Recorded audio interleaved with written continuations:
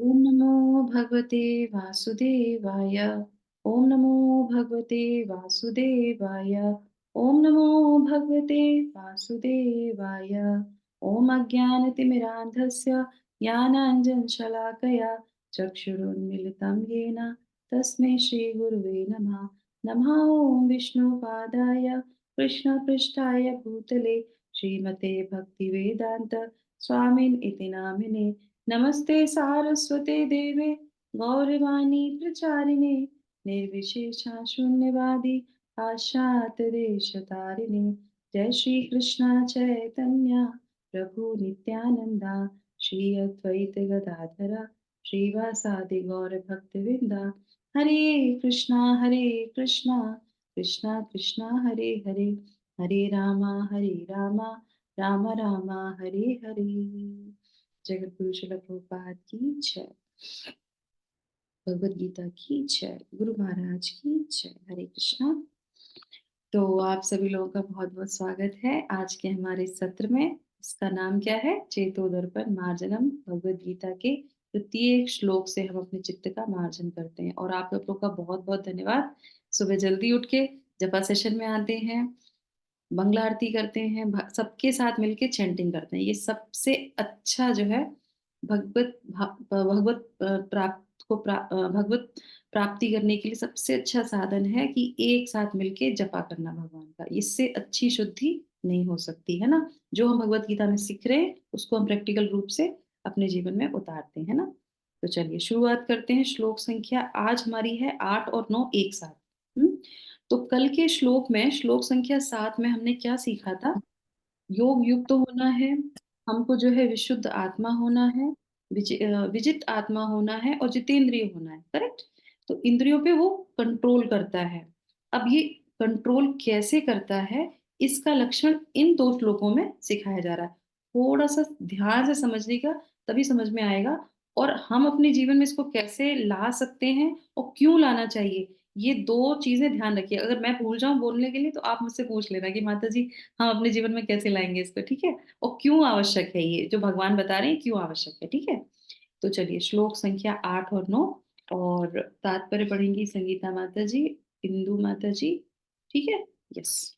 अच्छा छोटा सा ही है इसका तात्पर्य। ठीक है, तो हम जो है एक माता जी पढ़ लेंगे, इंदु माता जी पढ़ लेंगे, ठीक है? यस। श्लोक संख्या 8 और 9। नैव किंचित करोमीति युक्तो मन्येत तत्त्ववित्। पश्यन् श्रवणन् स्पृशन् जिघ्नन् अश्नन् गच्छन् स्वपन् श्वसन् प्रलपन् विसर्जन् ग्रहन् उन्मिषन् निमिषन् अपि इन्द्रियाणि इंद्रियर्थेषु वर्तन्ते इति धारयन्। तो यहाँ पे 15 जो है चीजें दी गई हैं। कितनी? 15। तो हम इस पे एक एक करके इसको ध्यान देंगे। तो तात्पर्य में ट्रांसलेशन में क्या लिखा हुआ है? दिव्य भावनामृत युक्त पुरुष देखते हैं, जो कि ये चैप्टर का नाम है कृष्ण भावनामृत। तो उसमें जो उसको ग्रहण करता है, तो वो व्यक्ति क्या देखता है? वो दिव्य पुरुष जो है वो देखते हैं, सुनते हैं, स्पर्श करते हैं, सूंघते हैं, खाते, चलते फिरते, सोते तथा श्वास लेते हुए भी अपने अंतर में सदैव यही जानता रहता है कि वास्तव में वह कुछ भी नहीं करता। बोलते, त्यागते, ग्रहण करते या आंखें खोलते बंद करते हुए भी वह यह जानता रहता है कि भौतिक इंद्रियां अपने अपने विषयों में प्रवृत्त हैं और वह इन सबसे पृथक है। तो यहाँ पे तत्ववित्त बोला जा रहा है किस व्यक्ति को? जो कृष्ण भावनामृत में आ जाता है। तो 2 तरीके के तत्व हैं। कौन कौन से 2 तत्व होते हैं? 5 तत्व होते हैं। 5 तत्व पता है? कौन से? पंच तत्व पता है? कौन कौन से पंच तत्व हम लोग सुबह प्रार्थना करते हैं ना? बताइए। पांच। अग्नि, हम्म। जल, अग्नि, जल, नहीं।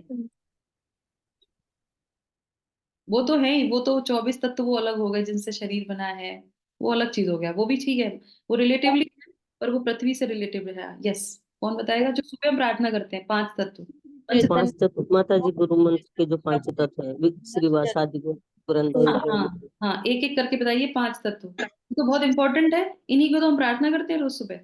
जय श्री कृष्ण चैतन्य प्रभु नित्यानंद श्री अद्वैत गदाधर शिवासादि गौरा भक्त वृंद। तो कौन कौन से 5 तत्व होते हैं, किनको हम प्रणाम करते हैं? पंचतत्व जो है उन लोगों को हम प्रणाम करते हैं। कृष्ण। ये हो गया। ये दूसरी माता जी बताइए 5 तत्व कौन से हैं? महाप्रभु, महाप्रभु। नित्यानंद नित्यानंद प्रभु और अद्वैत प्रभु, गदाधर और श्रीवास प्रभु। ठीक है। श्रीवास प्रभु कौन से तत्व में आते हैं? नारद मुनि के रूप में। अवतार नहीं, तत्व में किस में आते हैं? जीव तत्व। जीव तत्व में आते हैं, करेक्ट। ये जीव तत्व की बात की जा रही है, ठीक है। अभी क्लियर हो गया, तो अभी ध्यान रखिए, पंच तत्व में 5 तत्व हैं, 5 लोग हैं, कौन कौन से हैं? चैतन्य महाप्रभु किस में आते हैं? विष्णु तत्व में। उसके बाद फिर जो है नित्यानंद प्रभु किस में आते हैं? किस में आते हैं? गुरु तत्व में। गुरु तत्व में। हाँ, फिर शिव तत्व आ जाते हैं, कौन आ जाते हैं? अद्वैत आचार्य शिव तत्व में आ जाते हैं। फिर गदाधर पंडित किस में आ जाते हैं? शक्ति तत्व में आ जाते शक्ति हैं। तत्व में। और फिर जो नारद मुनि है, या जिसको हम श्रीवास बोलते हैं, श्रीवास आचार्य हैं, वो जीव तत्व में आ जाते हैं, करेक्ट। तो इस तरीके से ये 5 तत्व हैं, पंच तत्व को हम प्रणाम करते हैं, फिर हरे कृष्णा महामंत्र बोलते हैं। तो हरे कृष्णा महामंत्र और पंच तत्व बोलने के बाद हमें किसी को पूछने की आवश्यकता नहीं रहती, क्योंकि हम सबको प्रणाम करते हुए भगवान के नाम का उच्चारण करते हैं, इसीलिए ये पूर्ण बोला गया है, इसमें कुछ भी अपूर्ण नहीं रहता। तो यहाँ पे जो ये बोला जा रहा है, तो यहाँ पे वो जीव तत्व जो है इस तत्व को समझ लेता है। कौन सा? जो 2 तत्व हो गए, एक हमारा हो गया विष्णु तत्व, भगवान का जो तत्व है वो, और अपना खुद का तत्व, तो ये 2 तत्व हैं, इन दोनों का ज्ञान उसको आ जाता है। तो यहाँ पे उसको क्या बोलते हैं कि वो जो है तत्वविद हो जाता है, तत्वों का उसको ज्ञान हो जाता है। अब पढ़ते हैं तात्पर्य, और उसके बाद थोड़ी सी इसमें व्याख्या करेंगे। यस, तात्पर्य पढ़ लीजिए इन लोगों का। तात्पर्य जगत गुरु श्रीला प्रभुपाद की जय। चूंकि कृष्ण भावना भावित व्यक्ति का जीवन शुद्ध होता है, फलतः उसे निकट तथा दूरस्थ 5 कारणों कर्ता, कर्म, अधिष्ठान, प्रयास तथा भाग्य पर निर्भर किसी कार्य से कुछ लेना देना नहीं रहता। इसका कारण यही है कि वह भगवान की दिव्य सेवा में लगा रहता है। यद्यपि ऐसा प्रतीत होता है कि वह अपने शरीर तथा इंद्रियों से कर्म कर रहा है, किंतु वह अपनी वास्तविक स्थिति के प्रति सचेत रहता है, जो कि आध्यात्मिक व्यस्तता है। भौतिक चेतना में इंद्रियों इंद्रिय तृप्ति में इंद्रियां इंद्रिय तृप्ति में लगी रहती हैं, किंतु कृष्ण भावनामृत में वे कृष्ण की इंद्रियों की तुष्टि में लगी रहती हैं। अतः कृष्ण भावना भावित व्यक्ति सदा मुक्त रहता है, भले ही वह ऊपर से भौतिक कार्यों में लगा हुआ दिखाई पड़े। देखने तथा सुनने के कार्य ज्ञानेंद्रियों के कर्म हैं, जबकि चलना, बोलना, मल त्यागना आदि कर्मेंद्रियों के कार्य हैं। कृष्ण भावना भावित व्यक्ति कभी भी इंद्रियों के कार्यों से प्रभावित नहीं होता। वह भगवत सेवा के अतिरिक्त कोई दूसरा कार्य नहीं कर सकता, क्योंकि उसे ज्ञात है कि वह भगवान का शाश्वत दास है। हरे कृष्ण। हरे कृष्णा माता जी, thank you so much Indu माता जी। हरे कृष्णा। तो यहाँ पे वो जो व्यक्ति है जो कृष्ण भावना भावित होता है, वो अपनी इंद्रियों को भगवान की तुष्टि में लगा के रखता है। और दूसरा एक बहुत इंपॉर्टेंट जो यहाँ पे हमें सिखाने का प्रयास किया जा रहा है, कि वो अपने आप को पृथक मानता है। तो अब आप बताइए, अपने आप को इंद्रियों से पृथक कैसे मान सकते हैं? समझ में आ रहा है? यहाँ पे जो तात्पर्य में लिखा है वो समझ में आया? क्या समझ में आया बताइए, कौन बताएगा? अगर थोड़ा बहुत समझ में आया तो समझाने का फायदा है, नहीं समझ में आया तो फिर थोड़ा मुश्किल है। यस, बताइए क्या है, क्या बताने का प्रयास कर रहे हैं? अपने आप से पृथक समझता है। देखो पिछली बार में हमने जाना था कि वो जो है इंद्रियों पे कंट्रोल करता है, ठीक है। अब इंद्रियां कंट्रोल में हो जाती हैं तो इंद्रियों से अपने आप को पृथक समझता है। समझ में आया क्या है इसका मतलब? इसका अर्थ है कि वह भगवान की दिव्य सेवा में लगा रहता है, और उसका जो शरीर है, वो इंद्रियां, लगता है कि भौतिक कार्यों में व्यस्त है, लेकिन ऐसा नहीं है, क्योंकि वो अपनी इंद्रियों से पृथक रहता है। मतलब उसको भौतिक संसार में रहना है तो वो कार्य तो करता है, लेकिन अपनी इंद्रियों की तुष्टि के लिए नहीं करता। वो जो भी कार्य करता है, वो भगवान की इंद्रियों को तुष्ट करने के लिए करता है। ठीक है, बस। ये बात तो हाँ। हो गई। तो प्रेम माता जी ने बताया कि इस तरह से भगवान की तुष्टि के लिए करता है, पर वो जो कार्य करता है, उठता है, बैठता है, सोता है, चलता है, फिरता है, खाता है, सूंघता है, तो ये तो भगवान के लिए वो कर रहा है, तो इससे पृथक कैसे हो गया? यही इसमें बताया जा रहा है। इससे पृथक कैसे हो गया? वो तो इंद्रियों से ही करेगा ना भगवान की सेवा, वो कैसे पृथक हो गया उससे? उसकी सोच खाली भगवान में है, हाँ, क्योंकि उसका वो मन चलता खाली है तो भगवान में भगवान लगा की। हुआ है। तो जी वो उसको मतलब वो अपने कर्म के फल की इच्छा किए बिना करता है। हम्म। अभी सेकंड यदि चैप्टर क्या, अभी सेकंड चैप्टर से फिफ्थ चैप्टर पे आ गए हैं, आगे बढ़ गई भगवत गीता। यस, निष्काम कर्म तो छूट गया, अभी जो उसका स्तर है वो ऊपर आ गया। तो अभी यहाँ पे क्या कह रहे हैं कि वो चलता है, उठता है, बैठता है, जैसे माता जी ने बताया। हम्म, तो अच्छा अच्छा, एक एग्जांपल देती हूँ मैं आपको। ये क्लास चल रही है, करेक्ट? मैं क्लास हम्म, कर रही हूँ। मैं कह रही हूँ कि मैं क्लास कर रही हूँ, आपको सुनाई दे रहा है मैं बोल रही हूँ, पर मैं कह रही हूँ कि नहीं, मैं नहीं बोल रही। ये कैसे हो गया? आप समझ में आया? हरे कृष्ण माता जी, वो अपने आप को आत्मा समझ रहा है, और इंद्रियां जो है वो भौतिक शरीर का पार्ट। हाँ, very close, very nice, yes.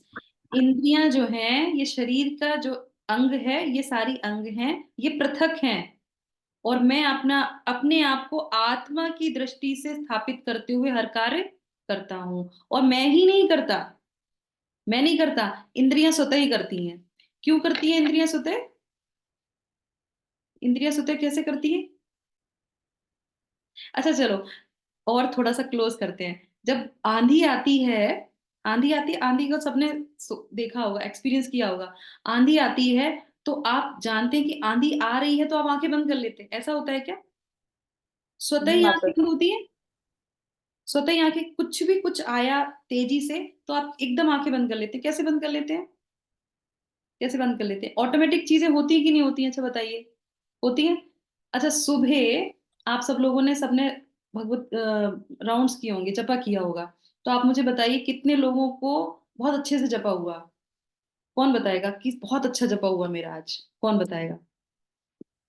एक तो कैमरा नहीं खोल रखा तो मैं देखूंगी उसको। एक्सप्रेशन कैसे पता चलेगा? यस। कौन बताएगा कि बहुत अच्छा जपा हुआ? कोई बता सकता है? जपा तो जपा ही है, नाम ही तो लेना होता है। कोई तेज लेता है, कोई धीरे लेता है, उसमें अच्छा बुरा क्या होता है? वो क्या होता है? अच्छे का मतलब क्या है? माता जी, When वो you are, ये when you are very consciously thinking only of God while doing japa, hmm and your senses are not taking call of anything that is around you, hmm your japa is 100%. 100% हो जाता है। तो वो कुछ ऐसी feeling होती है जो आप शब्दों से ना उसकी व्याख्या नहीं कर सके। ऐसा होता है क्या कुछ? It's a feeling inside अच्छा because you लगता are है। contented. You're consciously very contented within hmm that you are praying to God, and your link with Krishna is 1-to-1. तो जब अब ऐसा, ये तो आपने बोल दिया कि ये ऐसा होता है, ये जो है उसका चरण है। पर जब एक्चुअली में एहसास होता है तो उसको आप शब्दों से व्याख्या कर सकते हैं? नहीं, वो हरे खाली कृष्ण खाली माता जी। महसूस कर सकते हो। नहीं, सिर्फ महसूस कर सकते हैं उसको, आप किसी को बोल नहीं सकते। तो यहाँ पे जो कृष्ण भावना भावित व्यक्ति है, उसकी स्थिति ऐसी ही होती है। वो कार्य तो बाहर के करता है, मतलब अपने दैनिक कार्यों को भी जब वो करता है तो वो सिर्फ और सिर्फ भगवान की चेतना में रहता है। और इंद्रियां उसकी स्वतः ही कार्य करती हैं, और वो जानता है कि ये स्वतः ही कार्य कर रही हैं, मैं नहीं करने वाला। इसकी कॉन्शियसनेस कितनी ऊपर है उनकी। तो वो अपने आप को भी अपनी इंद्रियों से पृथक कर लेता है। करेक्ट?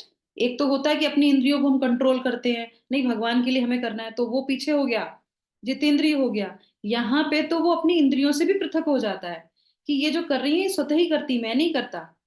तो वहां पे बिल्कुल भी। और कैसे? दूसरा ये हो गया, कल ही हम लोग श्रीमद् भागवतम पढ़ रहे थे, है ना। तो श्रीमद् भागवतम के 7वें स्कंद में प्रहलाद महाराज का भी चरित्र आया है, तो उसमें ये व्याख्या और भी डिटेल में दी गई है। 5वें अध्याय को आप पढ़ेंगे तो उसमें भी ये जो है डिटेल में दी गई कि कैसे प्रहलाद महाराज की ये सारी इंद्रियों के विषय में जो बताया जाता है वो बहुत डिटेल में है, तो उस पर हम नहीं जाएंगे। पर यहाँ पे जैसे जो भी, जैसे हम लोग, हाँ, तो श्रीमद् भागवतम में क्या पढ़ रहे थे कि जब हम लोग किस में आते हैं, वानप्रस्थ में आते हैं, तो वानप्रस्थ में आके क्या करना चाहिए, अपनी सारी इंद्रियों को उनके जो अधिष्ठाता देवी देवता हैं उनको सुपुर्द कर देना चाहिए कि अब आप इनका ध्यान रखो। समझ में आया। तो इस तरीके से जो कृष्ण भावना भावित व्यक्ति होता है वो अपने किसी भी इंद्रियों पे फोकस नहीं करता, वो स्वतः ही कार्य करती, दिखता तो वो है कि सब कुछ कर रहा है, भगवान में ही वो लगाता है सारी इंद्रियों को, पर लगाने के बाद भी वो उनसे पृथक रहता है। अब समझ में आया कि किस तरीके से वो कार्य करता है। तो उसकी स्टेज कैसी हो गई, बहुत उच्च स्टेज की हो गई, है ना, बहुत ऊंची स्टेज हो गई। तो अब यहाँ पे जो है उसी को वो जो है प्रहलाद, सॉरी, उसी को जो है वो तत्वविद कहा जाता है, ठीक है। तो अब ये जो है कर्मों के घटक होते हैं, जैसे यहाँ पे दिया है कर्ता, कर्म, अधिष्ठान, प्रयास तथा भाग्य। तो ये क्या है, ये घटक हैं कुछ, आगे के चैप्टर में भी हम ध्यान से पढ़ेंगे कि कोई भी कार्य हम नहीं करते, उसके पीछे कारण होते हैं, कुछ घटक होते हैं। तो ये जैसे हमारी क्या है, सोचने की जितनी चीजें हैं वो क्या है, कर्म, ज्ञानेंद्रियां हैं, है ना, और कर्मेंद्रियां हैं। ये भी स्वतः कैसे काम करती हैं, इसके पीछे कोई रीजन होता है, कोई कार्य करवाने वाला होता है ना। तो इसीलिए जो है उसकी हम यहाँ पे उसके बारे में यहाँ पे बताया जा रहा है, ठीक है। अब यहाँ पे एक हाँ, तो यहाँ पे वो तुष्टि में लगा रहता है, अतः कृष्ण भावनामत व्यक्ति सदा मुक्त रहता है, भले ही वो ऊपर से भौतिक कार्यों में लगा हुआ दिखाई पड़े। देखने तथा सुनने के कार्य ज्ञानेंद्रियों के कर्म हैं, जबकि बोलना, चलना, मल त्यागना आदि कर्मेंद्रियों के कार्य हैं। कृष्ण भावना भावित व्यक्ति सभी कभी भी इंद्रियों के कार्यों से प्रभावित नहीं होता, वह भगवत सेवा के अतिरिक्त कोई दूसरा कार्य नहीं कर सकता। तो यहाँ पे क्या आ रहा है, नहीं कर सकता। उसकी स्टेज कैसी आ जाती, करता नहीं, कर ही नहीं सकता, वो इतना जो है स्थायी हो जाता है उस स्टेज में, क्योंकि उसे ज्ञात है कि वो भगवान का शाश्वत दास है। तो अब आ जाते हैं कि दास का मतलब क्या है, कि हमें अपनी इंद्रियों को सेवा करना है, एक तो ये स्टेज हो गई, और एक हो गई कि उसको पूरी तरीके से ज्ञात है कि भगवान ही सब चीज के कंट्रोल है, चाहे हमारी इंद्रियां ही क्यों ना हो, इंद्रियों को भी भगवान ही तुष्ट करते हैं, भगवान ही हमसे कार्य करा रहे हैं। तो जैसे मैंने बोला, जब मैं अपना उदाहरण भी आपको दे रही थी कि जैसे हम लोग ये क्लास कर रहे हैं ना, तो कैसे ये पृथक है क्लास, मैं बोल रही हूँ तो माता जी ने बताया कि आत्मा की दृष्टि से। तो जब हम बोलते हैं, मान लीजिए ये लैपटॉप है, इसके माध्यम से आप लोग ये क्लास सुन रहे हैं, करेक्ट। ये ये लैपटॉप तब काम करेगा जब भगवान की शक्ति मिलेगी, मानते हैं। दिख तो नहीं रहे भगवान, कोई भगवान की शक्ति नहीं दिख रही, पर ये हमको तत्व का ज्ञान है कि भगवान का जो एक्सपेंशन है कौन है, बलराम जी। बलराम जी क्या करते हैं, बलराम जी जो सारी पेरिफेनेलिया होती है उसको व्यवस्थित करते हैं, भगवान का कोई भी कार्य करना हो। तो जैसे कि मान लीजिए अभी हम लोग लैपटॉप से कर रहे हैं, तो अगर लैपटॉप में कनेक्शन आ रहा है, लाइट आ रही है, चीजें जुड़ रही हैं, पूरी तरीके से क्लास सुचारू रूप से चल रही है, तो ये किसकी कृपा हो गई, भगवान बलराम जी की कृपा हो गई। समझ में आया। तो इस तरीके से वो हर एक चीज में भगवान को ज्ञात रखता है। हम बोल रहे हैं, हमारी वाणी है, अगर मेरी वाणी रुद्ध हो जाए, यहाँ बंद हो जाए, तो मैं बोल पाऊंगी, तो मैं अलग हो गई और मेरी वाणी अलग हो गई ना, हो गई कि नहीं हो गई। तो इसी तरीके से वो ज्ञान में रहता है कि मैं तो कुछ भी नहीं कर सकता, अगर हम चाहें तो क्या हम बोल सकते हैं, हम नहीं बोल सकते। तो हर एक चीज में भगवान की कृपा को देख सकता है वो व्यक्ति। अब आ जाते हैं लास्ट के पॉइंट पे। अब आप मुझे बताइए कि कैसे ये जो ज्ञान है इसको सीखना बहुत जरूरी है, और इसको हम कैसे सीखेंगे, बताइए। बहुत सरल है, इसी में आंसर। गुरु के द्वारा, गुरु कैसे सीख सकते हैं क्या? हाँ, गुरु से तो हमने दिव्य ज्ञान ले लिया, दिव्य ज्ञान लेने के बाद अपने जीवन में उसको प्रैक्टिकल अपनाना है। दिव्य ज्ञान गुरु ने शुरू में ही दे दिया, तो जो शुरू में गुरु को पकड़ लेते तो बहुत अच्छी बात है, नहीं तो ये सारा ज्ञान कोरा हो गया, कुछ फायदा नहीं उसका। तो अभी जो है ज्ञान हमने गुरु से ले लिया, गुरु तो हमारे फर्स्ट उसमें आ ही गए, उसके बाद जब ज्ञान को अपने जीवन में कैसे उतारना है, उससे हमें कैसे कृष्ण भावना में कार्य करना है, और कार्य करने के बाद उसकी स्थिति क्या होती है, तो ये 3 चरण में ऊपर आ गए हम। ठीक है, चौथे अध्याय के बाद 5वें अध्याय में हम ऊपर आ रहे हैं, ऐसे धीरे धीरे आगे बढ़ते जाएंगे। तो बताइए कैसे हमको इस पर प्रैक्टिस करनी है, कैसे कर सकते हैं, कौन सहायता करेगा? हम्म कौन? शास्त्रों का अध्ययन और Practice भगवान and नाम का जप। association. प्रैक्टिस या शास्त्रों का अध्ययन, यस माता जी, And यस। association. एसोसिएशन, तो एसोसिएशन में क्या होता है और प्रैक्टिस कैसे करेंगे, इस चीज की प्रैक्टिस कैसे करेंगे कि हम अपनी इंद्रियों से पृथक हो जाएं, बताइए, तब तो समझ में आएगा ये श्लोक। कि जो भी हम सीख रहे हैं, जो भी हम पढ़ रहे हैं, जिस तरफ हम चल रहे हैं, जाप कर रहे हैं, वो उसमें एक नियम, एक डिसिप्लिन होना चाहिए, that you are bringing your senses towards Krishna. Your one goal should be that your consciousness is only thinking of Krishna.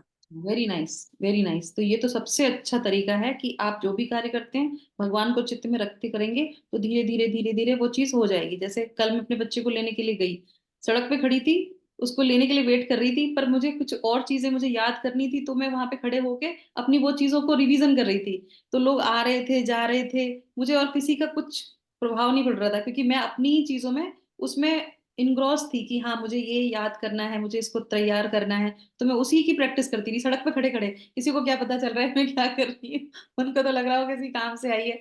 तो इस तरीके से वो हमेशा भगवान के चिंतन में रह सकता है ना। अब ये यहाँ पे प्रश्न आता है कि ये जो कला है इसको सीख के हमें मिलेगा क्या? अच्छा, आप लोगों में से कौन कौन योगा करता है? ये जो अध्याय है ये हमको धीरे धीरे ना योगा लेडर पे भी लेके जाता है। लास्ट का जो चरण हम पढ़ेंगे तो ये एक्ट ऑफ जो है कर्म योग है ना। ये जो बीच का भाग है वो क्या है, एक्ट ऑफ कर्म योग। तो हमें कर्म कैसे करने हैं तो वो हमें सिखा रहे हैं, और वो सिखा के लास्ट में हमें क्या सिखाएगा कि कैसे आप ध्यान योग सीख सकते हैं। तो आप में से कौन कौन जो है योगा करता है, पहले मुझे ये बताइए। पिंकी माता जी करती हैं, यस। और हाथ खड़ा कीजिए सब लोग अपने अपने, कौन कौन योगा करता है? हम्म अष्टांग योगा की प्रैक्टिस कौन कौन करता है? भक्ति योगा तो सब कर रहे हैं यहाँ पे आके, अष्टांग योग कौन करता है? सबको करना चाहिए, थोड़ा थोड़ा योगा सबको करना चाहिए, इट्स कंपलसरी। इसीलिए नहीं कि हम स्लिम रहें या वो रहे, नहीं, ये कुछ पद्धतियां होती हैं जो अष्टांग योग में सिखाई जाती हैं, अगर अच्छे टीचर हैं आपके पास तो। ये अच्छा, नंदा माता जी भी करती है, यस। तो प्रेम माता जी भी करती है, उन्होंने हाथ नहीं खड़ा किया। हाँ, तो योग में क्या सिखाया जाता है, योग में एक आसन होता है, मैं इसलिए बता रही हूँ कि आप लोग को ये पता होना चाहिए। और जब हम लोग ब्रीदिंग करते हैं है ना, अनुलोम विलोम जब करते हैं तो उसमें क्या होता है, सांसों को ऊपर लेके जाते हैं, सांसों को नीचे लेके जाते हैं। तो ये प्रक्रिया होती है कि जब हम थोड़ी देर बिना किसी चीज को सोचे हुए अपनी सांसों पे कॉन्सेंट्रेट करते हैं, करेक्ट। और उसके बाद एक आसन होता है शवासन, शवासन सुना है? उसमें लेट जाते हैं और उसके बाद कुछ भी एक्टिविटी नहीं करते हैं। वो आसन में क्या होता है, उसमें हमें एक एक पार्ट पे अपने ध्यान देते हो, और ध्यान भी कैसे होते हैं, वो बॉडी स्वतः ही कार्य करती है। बॉडी को सिर्फ माइंड को बोलना होता है कि अपने उस बॉडी पे ध्यान दो, और वो बॉडी आपकी रिलैक्स हो रही है। शवासन का मतलब होता है पूरी बॉडी को रिलैक्स करना, है ना। तो रिलैक्स योर सोल और योर पाम योर हैंड्स, ऐसे करके रिलैक्स की जाती है। उसका मतलब क्या होता है कि हम सिर्फ बोलते हैं, हम उसको कर रहे हैं क्या रिलैक्स, वो स्वतः ही होता है, क्योंकि वो हमसे अलग है। समझ में आया? वो पार्ट हमारे शरीर का हमसे अलग है। तो उस स्टेज पे शव का मतलब होता है कि एकदम खत्म, उसमें कोई भी एक्टिविटी नहीं हो रही है, तो उसमें क्या होता है, उसको रिलैक्स कर दिया जाता है। तो जैसे ही बोलते हैं कि आपके हाथ रिलैक्स हो जाए, तो आपके हाथ रिलैक्स हो जाते हैं। उसके बाद आपके सब सारे इंद्रियों को आपको रिलैक्स करा दिया जाता है। तो बहुत इंपॉर्टेंट पार्ट होता है जो है इसका, योगा का। पर योगा का लोग गलत ले लेते हैं क्या, कि सिर्फ आसन करना है, प्राणायाम करना है, नहीं, बहुत सारी चीज होती हैं जिसको हमें ध्यान रखना चाहिए। तो इस तरीके से उसमें वो पृथक कर दिया जाता है। तो ये क्यों सीखना चाहिए, दूसरा क्वेश्चन जो मैंने शुरू में आप लोगों से पूछा था, कि जब हम ये प्रक्रिया करते हैं या ये जो पढ़ रहे हैं इसको हमें क्यों करना आवश्यक है? क्योंकि सब लोग जो है धीरे धीरे क्या होंगे, बुजुर्ग होंगे, करेक्ट। शरीर हमारा स्थिर पड़ेगा, और हमारी टेंडेंसी क्या है, हमको अगर सर में दर्द हुआ, अरे हमारे सर में दर्द हो रहा है, हम हमारी तबीयत ठीक नहीं है, हमारे घुटनों में दर्द हो रहा है, हमारे कानों में दर्द हो रहा है, हमारी आंखों में दर्द हो रहा है, और उससे हम क्या हो जाते हैं, विचलित हो जाते हैं। तो ये पद्धति इसलिए सिखाई जाती है कि एक ना एक दिन ये शरीर आपका क्षीण होगा ही होगा और इसमें रोग आएंगे ही आएंगे। अब आप बताइए, आप चाहते हैं कि आपके अंदर शरीर में रोग आए? चाहता है कोई? कोई नहीं चाहता ना। क्यों नहीं चाहते हैं? क्योंकि हम आत्मा है, हम नहीं चाहेंगे कि हमारे अंदर रोग आए। और हमारे अंदर आता भी नहीं है रोग। मजे की बात देखिए, हमें रोग नहीं होता, पर हम क्या कहते हैं, हमें तो रोग हो गया, हम तो बीमार चल रहे हैं। हम नहीं बीमार चल रहे, बॉडी का एक पार्ट बीमार चल रहा है, वो बीमार है, उस पार्ट को सही कीजिए। और आप ये देखिएगा, ये थेरेपी भी है। अगर आपके किसी भी शरीर में कोई दर्द हो, आप उस शरीर पे हाथ रखिए और वहां पे उसको रिलैक्स करवाइए। बोले ठीक हो जाएगा, थोड़े दिनों में तुम भी ठीक हो जाओगे। तुम अलग हो, मैं अलग हूं। अपने आप को उस बॉडी पार्ट पे हाथ रख के उसको बोलिए, ठीक हो जाएगा, दर्द चला जाएगा, चला जाएगा, चला जाएगा। अगर कोई अंदरूनी कोई बीमारी नहीं है, कुछ ज्यादा सीरियस नहीं है, तो वो चला भी जाता है। तो ये जैसे हम लोग एक पेड़ को सामने खड़े हो जाते, पहले एक पद्धति थी जिसमें, कहीं और की है, मुझे याद नहीं आ रहा कौन सी जगह है वो, अगर आपको पता हो तो बताना। वहां पे वृक्षों को नहीं काटा जाता। वहां पे क्या करते हैं, घेरा बना के खड़े हो जाते हैं और उस वृक्ष को बहुत गलत गलत बोलते हैं कि तुम ऐसे हो, तुम ये हो, तुम वो हो, मतलब ऐसे करके उसको जो है अब्यूज करते हैं बहुत ज्यादा। और वो करने के बाद क्या होता है, कुछ ही समय बाद वो वृक्ष स्वतः ही सूख जाता है। तो ऐसे ही हमारी ये शरीर भी है। इस पे अगर हमारी सारी इंद्रियां भगवान में लगी है तो बहुत अच्छी बात है, नहीं तो ये ध्यान रखना चाहिए कि एक समय पे आके ये इंद्रियां हमको परेशान ही करेंगी, है ना। तो इसीलिए इनसे ज्यादा आसक्त नहीं रहना है, क्योंकि बुढ़ापे में आके ये परेशान करेंगी, भक्ति हम नहीं कर पाएंगे। इसीलिए इनसे पृथक रहना शुरू कर दीजिए। अभी हम लोग अपनी गाड़ी से पृथक नहीं हो पाते, अपने बच्चों से पृथक नहीं हो पाते। जुड़े रहिए। भगवत गीता में भक्ति का मतलब ये नहीं है कि किसी चीज से दूर होना है, पर अंदरूनी तौर से जो है हमें तीन चीजों को फॉलो करना चाहिए। कौन सी तीन चीजें थी जो हमने सीखी थी तृतीय अध्याय में? ड्यूटीफुल रहना है, जो कार्य मिले हैं वो कार्य करते रहना है। ये फॉर्मूला है पूरी भगवत गीता का। क्या है? ड्यूटीफुल रहना है और डिवोशन। डिवोशन में रहना है। Yes. Third, remembering Krishna, Attachment. Detach. Detachment. Detachment वाला। तीन चीजें, 3D फॉर्मूला पूरी भगवत गीता को फोकस करता है। क्या है? हमें हमेशा ड्यूटीफुल रहना चाहिए, कर्तव्यों को करते रहना चाहिए। दूसरा जो है, हमें डिवोशन में रहना चाहिए, हमें भगवान की भक्ति में रहना चाहिए। और हमेशा डिटैच रहना चाहिए, किसी भी पद से, प्रतिष्ठा से, शरीर से, अपने संबंधों से, किसी से भी ज्यादा आसक्ति नहीं रखनी चाहिए। धीरे धीरे डिटैच हो जाना चाहिए। 50 साल के बाद तो शास्त्रों के अनुसार तो किसी से भी अटैचमेंट नहीं होना चाहिए। और 80 के बाद तो बिल्कुल ही नहीं, 70 के बाद तो बिल्कुल ही नहीं। अब 70 पता नहीं कि 70 तक रहेंगे कि नहीं रहेंगे। तो प्रैक्टिस करनी चाहिए। इसीलिए शास्त्रों को पढ़ने की सही उम्र क्या बताइए, कि 5 साल से बच्चे को शास्त्रों को पढ़ाना शुरू कर देना चाहिए, जैसे प्रहलाद महाराज ने शुरू किया था। तो अभी समझ में आया ये श्लोक में? कोई डाउट तो नहीं हुआ? समझ में आया? तो वो व्यक्ति जो चलता फिरता उठता सूंघता बैठता, वो सब कुछ भगवान के लिए करता है, पर जो भी वो कर रहा होता है वो भी वो जानता है कि ये हमसे पृथक है। तो इस तरीके से इस अध्याय में, जो इस श्लोक में पर्टिकुलर 2 श्लोकों में भगवान जो है इसको हमको समझाने का प्रयास करते हैं। तो हम लोग करेंगे इसका प्रयास। हाँ। अभी कोई शरीर में, बॉडी में परेशानी होने पे ये मत कहना कि अरे हम बहुत परेशान हैं, हम बीमार हैं। नहीं, जो भी है वो शरीर में हो रहा है और ये होना ही होता है। ये जब हम आए हैं शरीर में तो ये होना ही होना है, इसमें कुछ कोई रोक नहीं सकता। इसको प्रयास कीजिए, इससे अलग रहिए। और हमें भगवान की भक्ति हमेशा करते रहना चाहिए। सुबह उठ के जल्दी उठिए। शरीर है, शरीर को जितना जल्दी उठाएंगे वो उठ जाएगा, जितना सुलाएंगे वो सोता रहेगा। वो तो बड़ा आलसी है। तो इसीलिए उसको सुबह कहिए, सुबह उठना है तुमको, जपा करना है। मैं बोल रहा हूँ तुम्हें उठना ही है, और वो उठेगा, आपकी बात मानेगा। तो सुबह उठ के हम सब साथ में मिलके जपा करेंगे। और अगले श्लोका बहुत इंपॉर्टेंट कल का, जो इसमें बहुत अच्छी एनालॉजी दी गई है, बहुत अच्छा जो है भगवान उदाहरण प्रस्तुत करते हैं, वो हमें अपने जीवन में जरूर उतारना चाहिए। तो कल हम सुनेंगे उस श्लोके को। तब तक के लिए आप लोग का दिन शुभमय हो, मंगलमय हो। हरिओम तत्सत। हरे कृष्णा कृष्णा कृष्ण कृष्णा कृष्ण हरे हरे, हरे राम हरे राम हरे राम राम राम हरे हरे। हरे हरे हरे Krishna. Krishna. Thank you so much. हरे माता जी कृष्ण, माता जी दंडवत प्रणाम। माता जी हरे Krishna.